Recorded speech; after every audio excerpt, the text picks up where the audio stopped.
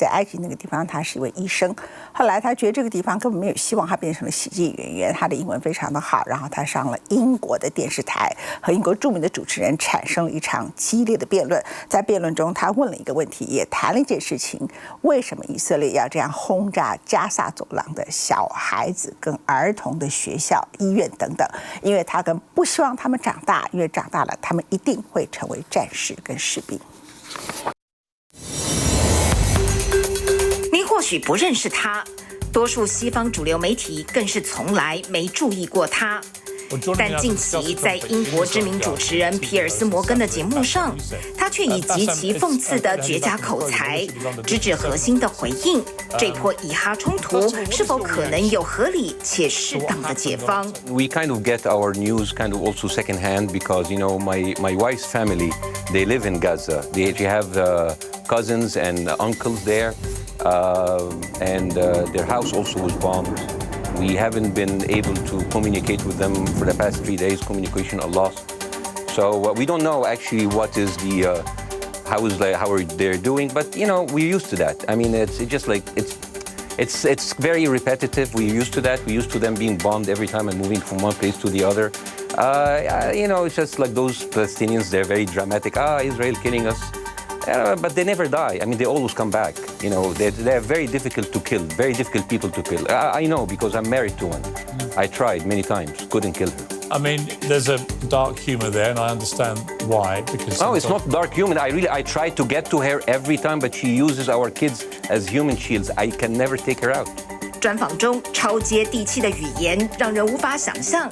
今年49岁的巴塞姆·尤瑟夫，其实毕业于开罗大学医学院，并在埃及行医13年。不过2011年受埃及革命启发，毅然决然转行当起喜剧演员及政治评论家。如今已定居美国洛杉矶，且用自己的血型开辟脱口秀节目 B Plus Show。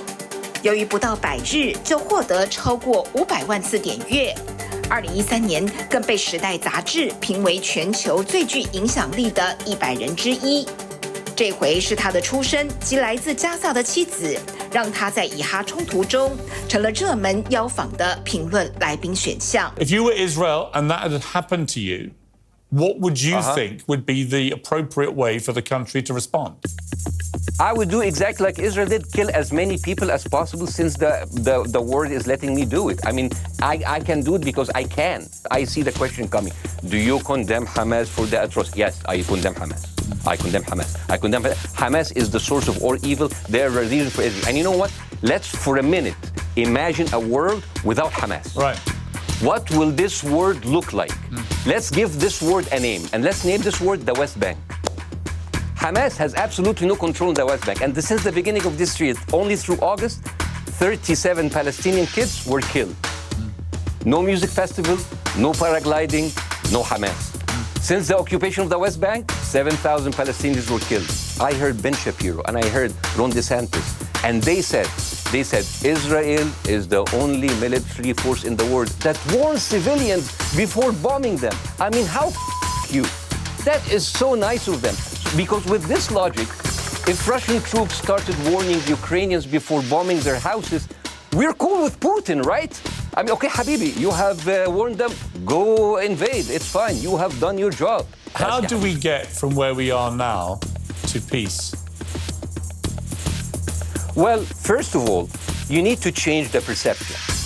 Nikki Haley, the American presidential candidate, said, we are in Israel in this because it's a fight between good and evil. Now, if you already decided someone is good, he can do no evil. And if you decided someone is evil, it's good to kill them. Killing them is good. How do you forge peace between two warring parts of that region who, for decades, have approached peace, in my view, with mutual sledgehammers, with no actual desire to have peace? And I think it comes down in the end to great leadership. And I watched an interview for Danny Ayalon. He was your chief advisor. He was also the Israeli ambassador to the United States. And you know what he said, Mr. Prime Minister? He said that the solution for those Palestinians is to go into a vast land of Sinai and live into tent cities temporarily, temporarily, wink, wink, until we build Gaza again, and then we invite you back. Israel always victimizes itself, and I have never seen a victim putting their oppressor under siege and bombing them 24/7. Israel wants you to believe that they are the victim. But dealing with Israel is so difficult. It's like being in a relationship with a narcissistic psychopath. And then he makes you think it's your fault. 30分钟访谈在短短24小时内，全球破千万人点阅。尤瑟夫看似幽默毒舌，却试图理性透过图表告诉西方世界，人们早已麻木不仁地接受以色列对加萨及约旦河西岸长期压迫及杀害平民，还有死亡在以色列战争是不可避免的。哈马斯到底是不是恐怖组织？以色列占领杀害巴勒斯坦人，它是不是恐怖组织？美国入侵伊拉克是否也是恐怖组织？这个世界是否正公然允许两套标准？